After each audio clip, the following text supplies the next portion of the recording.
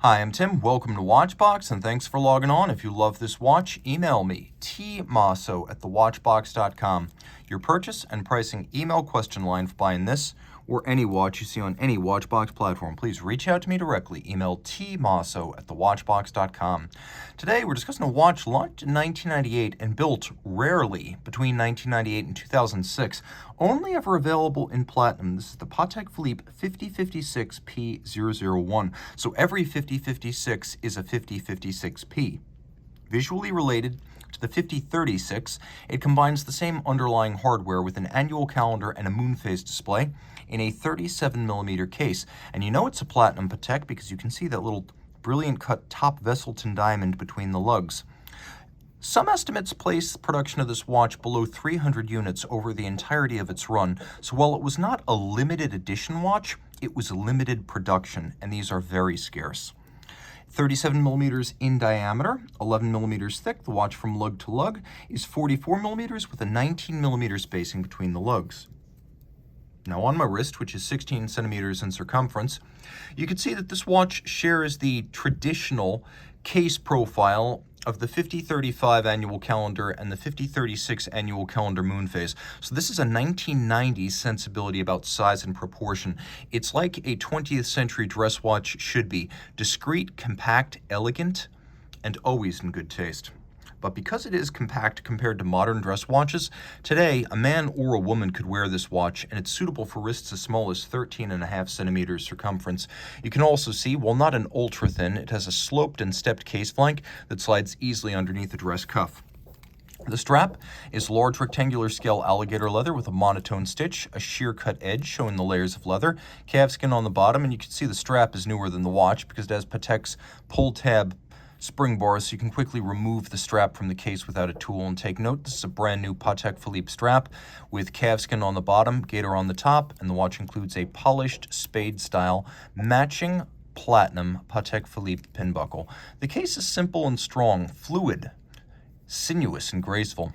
There is very little on this watch that's defined with a straight line. In fact, the only straight lines really are the parallel interior faces of the lugs on each side. Everything else is fluid in form. We have a crown that's slightly countersunk into the case flank, so it doesn't stick out quite as prominently. And then we have pusher adjusters that are used to correct the calendar indications, and a Calatrava cross, the symbol of the manufacturer, on the crown. The dial is a lovely ardoise or anthracite metallic sunburst. We have a railroad track minutes and seconds scale outboard, and then we have applique radially arrayed Roman numerals. Patek Philippe is one of the few brands that will occasionally use a true Roman numeral 4 rather than a watchmaker's 4. So here you have Roman numeral 4. A watchmaker's 4 would often just be used on a watch like this. It's the 3 with an additional column, so it would be 1, 2, 3, 4 individual numeral components rather than the I before the V. So this is a true Roman numeral 4, rarely seen on luxury watches. The watch is loomed, which makes it more practical. And you can see it's not just the hour and minute hand, also the hours themselves. Jump back, turn on the light, leaf-style hands for the hours and minutes, a white varnished counterweighted lancet-style seconds hand. We have a moonphase display, and we have an annual calendar with a day, a date, and a month. Patek Philippe invented this and marketed it for the first time on the 5035 back in 1996. It was the first ever annual calendar. It requires one correction per year during the jump from February to March. That said, the moonphase has an adjustment interval of over 122 years. There's a power reserve indicator up at the top of the dial, the better to avoid letting your complex calendar watch run down. Automatic winding. This watch has a power reserve of 45 hours. Turn it all over. We have caliber 315. 315 is much like caliber 324. The only real difference is the beat rate. This is 21,600 vibrations per hour. It's an automatic winder. It has the 45-hour power reserve. It's adjusted in 5 positions, which is the chronometer and high horology standard. It has Patek Philippe's signature Gyromax free-sprung balance that makes the watch both more durable and better able to hold a precise adjustment. We have the Geneva hallmark on the bridge adjacent, which has the tail end of the drivetrain. It looks like it has the fourth wheel and the escape wheel, and so you have the Geneva stamp on top of that, attesting the standards of fine finish here.